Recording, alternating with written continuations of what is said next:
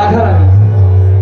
তাই রাধারানীর নামকে আস্বাদন করে আমরাও গুরুর জয়গান গাইব।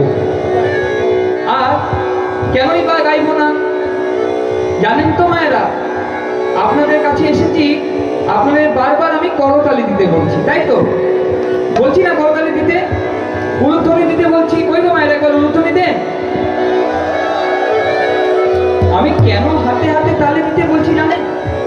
এটার পেছনে একটা কারণ আছে।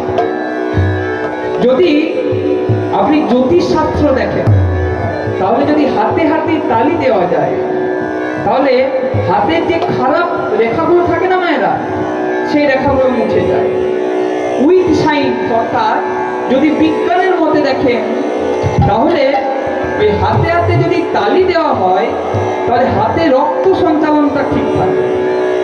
আর যদি ভগবানের নামে দুহাত তুলে আমরা ভগবানের জয় গাইতে গাইতে করতালি দিতে পারি, তাহলে এই জন্ম সম্পূর্ণ হয়ে যাবে। তাই হাতে হাতে হাতে হাতে হাতে হাতে দাও তালি রাধা